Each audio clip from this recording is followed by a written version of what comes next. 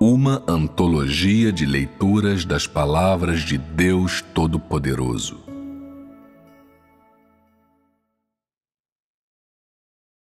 Interpretações dos mistérios das palavras de Deus para todo o universo. Capítulo 3.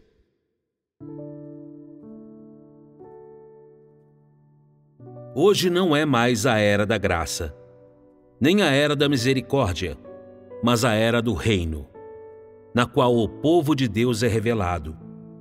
A era na qual Deus faz as coisas diretamente através da divindade.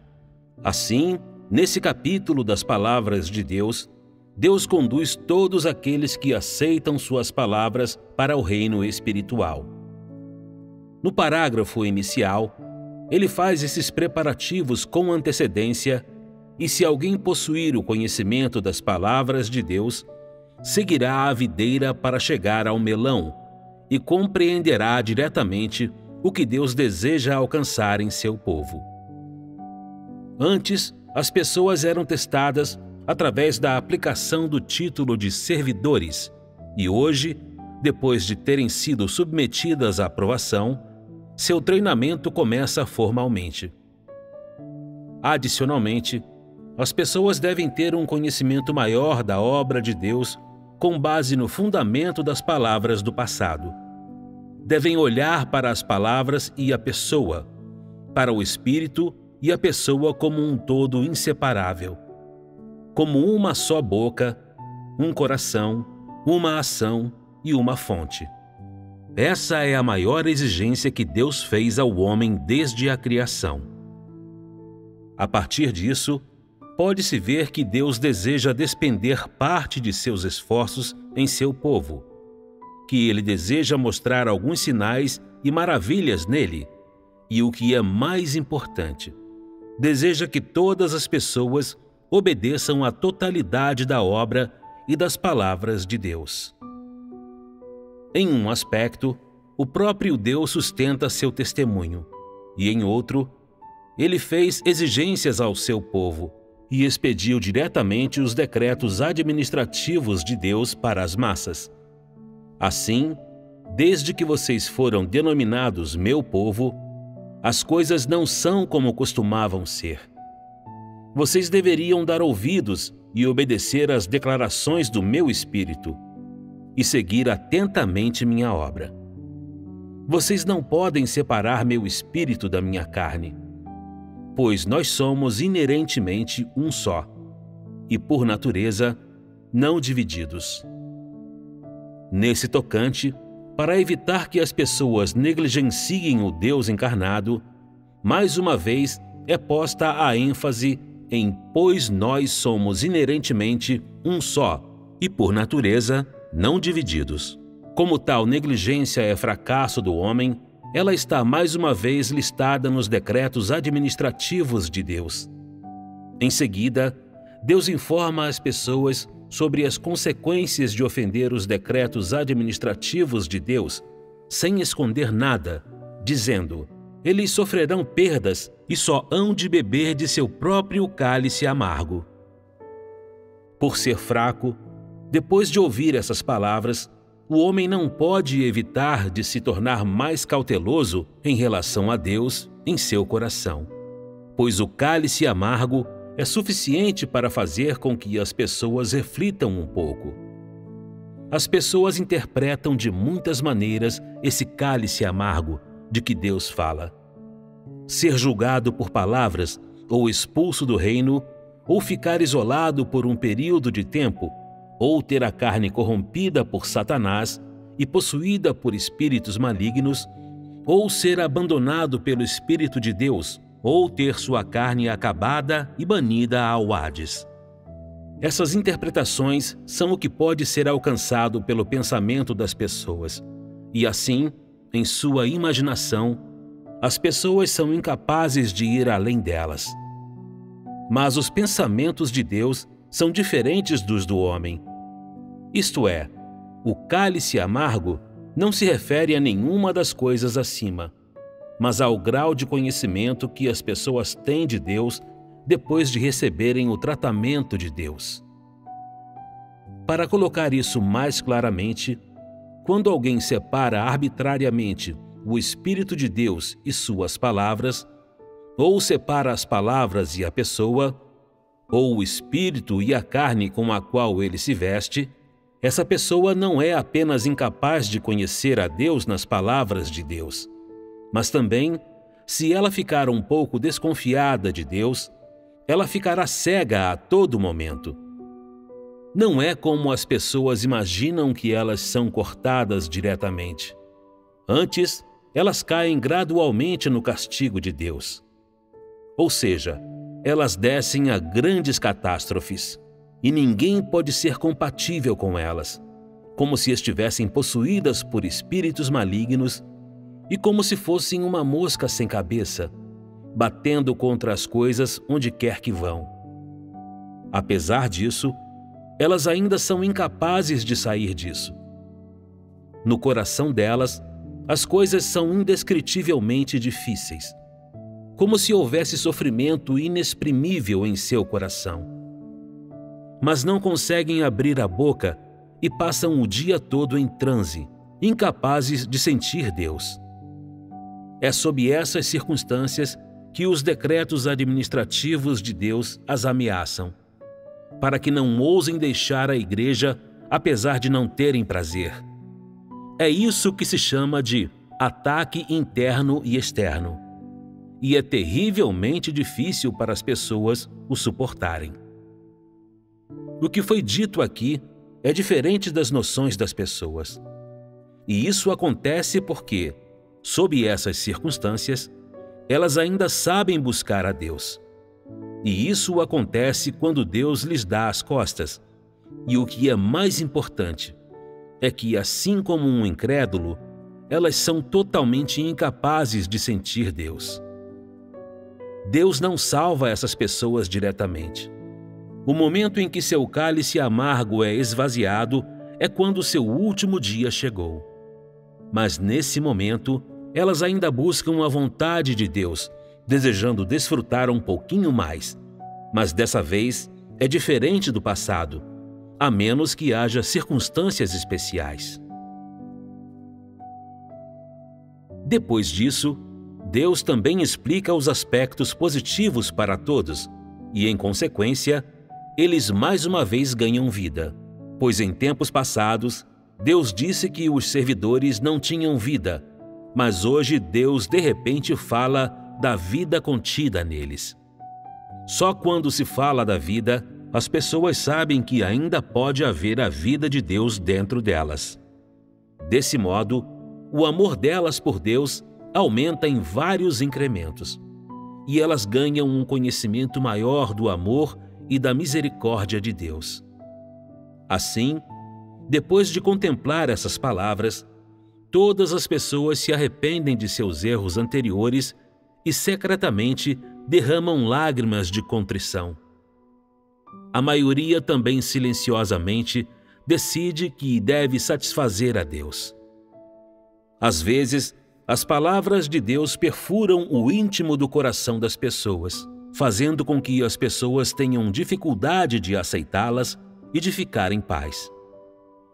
Às vezes, as palavras de Deus são sinceras e sérias e aquecem o coração das pessoas, de modo que, depois que as pessoas as leram, é como quando um cordeiro vê sua mãe novamente depois de estar perdido por muitos anos. Seus olhos ficam cheios de lágrimas. Elas são dominadas pela emoção e ficam ansiosas para se jogarem no abraço de Deus, sacudidas por soluços, libertando a dor indescritível que tem estado em seu coração por muitos anos, para demonstrar assim sua lealdade a Deus. Devido aos vários meses de teste, elas se tornaram um tanto supersensíveis, como se tivessem acabado de sofrer um ataque nervoso, como um inválido que está por anos preso à cama.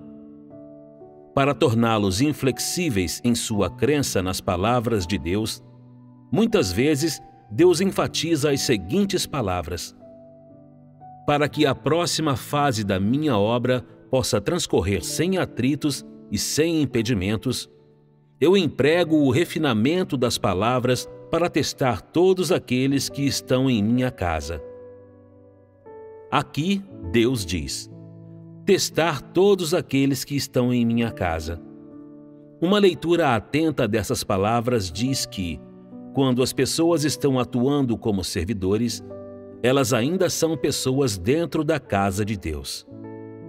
Além disso, essas palavras enfatizam a veracidade de Deus em relação ao título "O Povo de Deus", trazendo uma dose de alívio ao coração das pessoas. E então, por que Deus repetidamente aponta as muitas manifestações que ocorrem nas pessoas depois que elas leem as palavras de Deus, ou quando o título de Povo de Deus ainda está por ser revelado?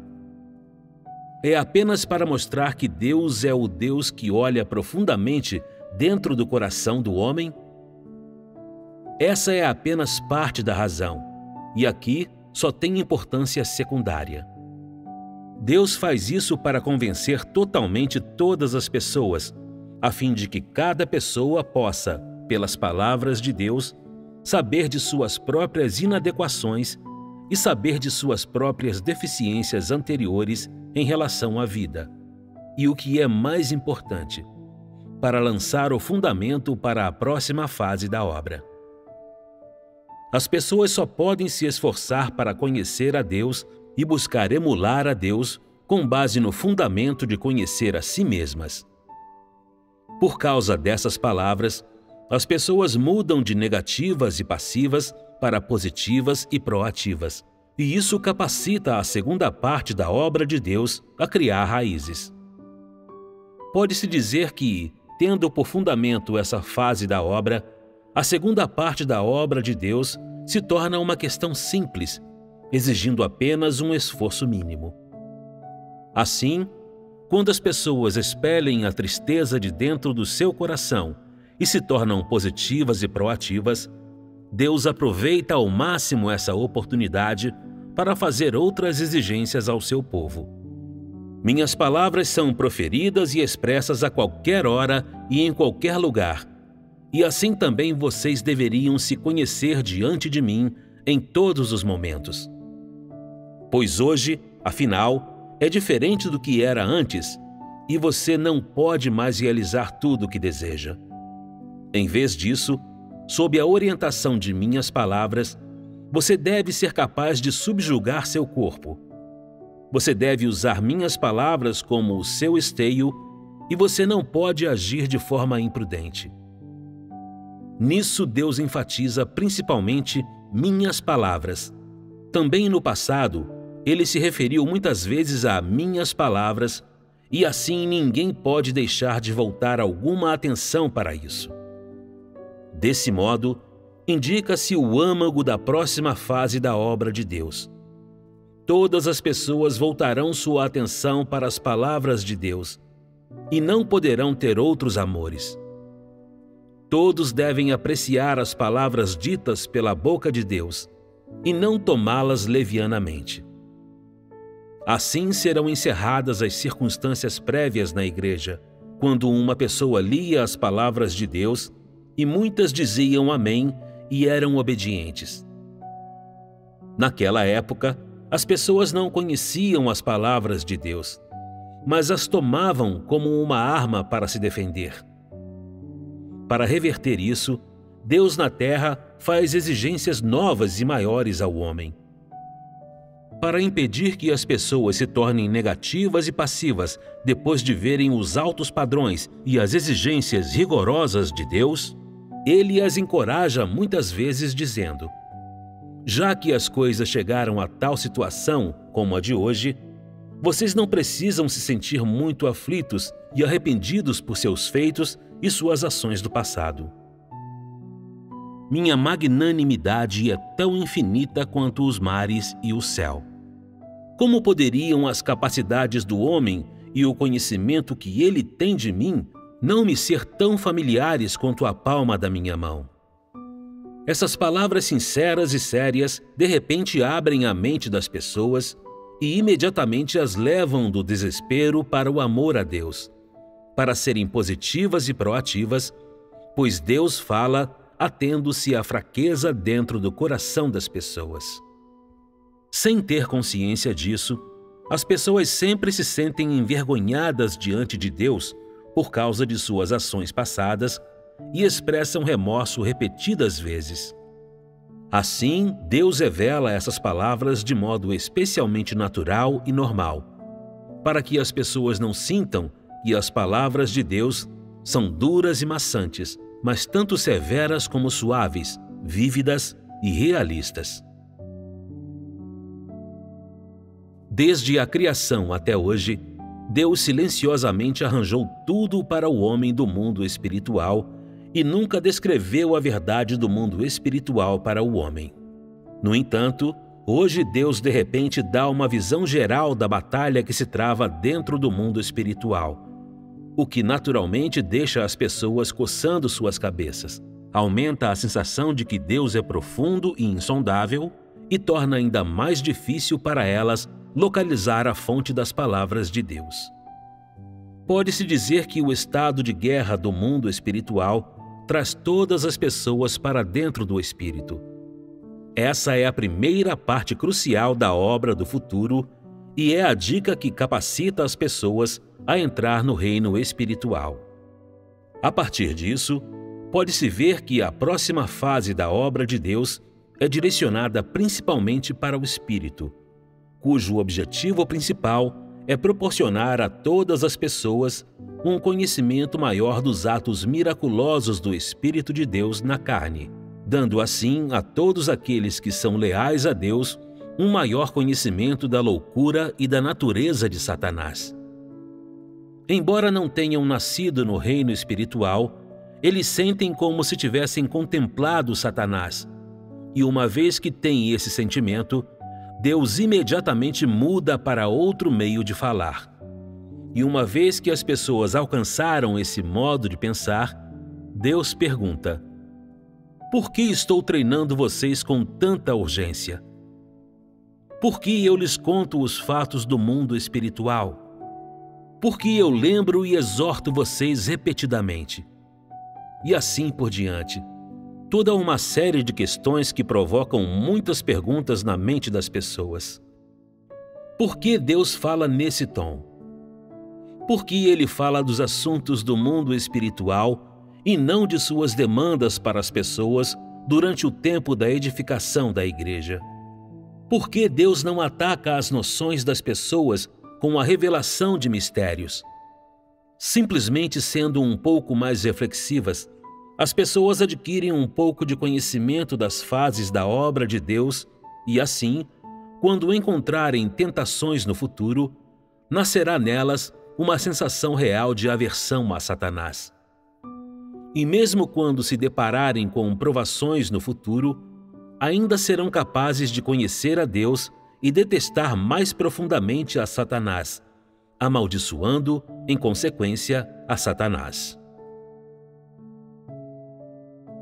No final, a vontade de Deus é inteiramente revelada ao homem, permitindo que cada uma das minhas palavras crie raízes, floresça e dê fruto dentro de seu espírito e, o que é mais importante, produza mais frutos. Isso é assim porque o que eu peço não são flores chamativas e exuberantes, mas fruto abundante, fruto que não perde a sua maturação. Das repetidas demandas de Deus ao seu povo, esta é a mais abrangente de todas. É o ponto central e é apresentada sem rodeios. Eu fiz a transição de operar na humanidade normal para trabalhar em plena divindade. Assim, no passado, nas minhas palavras simples e compreensíveis, não havia necessidade de acrescentar explicações, e a maioria das pessoas era capaz de entender o significado das minhas palavras. O resultado foi que, naquela época, tudo o que se exigia era que as pessoas conhecessem minhas palavras e fossem capazes de falar da realidade. Esta fase, no entanto, é muito diferente. Minha divindade assumiu completamente o comando e não deixou espaço para a humanidade desempenhar um papel. Assim, Se os do meu povo desejarem entender o verdadeiro significado das minhas palavras, terão a maior dificuldade. Somente através das minhas declarações eles poderão obter esclarecimento e iluminação, e se não for através desse canal, quaisquer pensamentos de captar o objetivo de minhas palavras não passarão de devaneios ociosos. Quando todas as pessoas tiverem um conhecimento maior de mim, depois de aceitar minhas declarações, será o tempo em que meu povo me viverá. Será o tempo em que minha obra na carne estará concluída e o tempo em que minha divindade será inteiramente vivida na carne. Nesse momento, todas as pessoas hão de me conhecer na carne e verdadeiramente serão capazes de dizer que Deus aparece na carne, e esse será o fruto. Essa é mais uma evidência de que Deus se cansou da edificação da igreja. Isto é, embora as flores em uma estufa sejam tão inumeráveis quanto as estrelas e atraiam toda a multidão de admiradores, depois que murcham, elas se tornam tão despedaçadas quanto os esquemas fraudulentos de Satanás, e ninguém demonstra interesse por elas. Embora Deus também tenha operado pessoalmente durante o tempo da edificação da igreja, porque Ele é o Deus sempre novo e nunca velho, Ele não tem saudades dos assuntos do passado. Para impedir que as pessoas pensem sobre o passado, Ele empregou as palavras tão despedaçadas quanto os esquemas fraudulentos de Satanás, o que mostra que Deus não age de acordo com a doutrina. Algumas pessoas podem interpretar erroneamente a vontade de Deus e perguntar: por que, sendo obra feita pelo próprio Deus, Ele disse, depois que as flores murcham, ninguém demonstra interesse por elas? Essas palavras dão às pessoas uma revelação. O mais importante é que elas permitem que todas as pessoas tenham um ponto de partida novo e correto. Só então serão capazes de satisfazer a vontade de Deus. No final, o povo de Deus será capaz de dar a Deus o louvor que é verdadeiro, não forçado e que vem de seu coração. Isso é o que está no coração do plano divino de gerenciamento de 6.000 anos. Ou seja, é a cristalização desse plano de gerenciamento de 6.000 anos. Permitir que todas as pessoas conheçam o significado da encarnação de Deus. Permitir que conheçam na prática o Deus tornado carne, ou seja, os feitos de Deus na carne, de modo que neguem o Deus vago e conheçam o Deus que é de hoje e também de ontem, e mais que isso, de amanhã, que existiu de fato e realmente de eternidade a eternidade. Só então Deus entrará no descanso.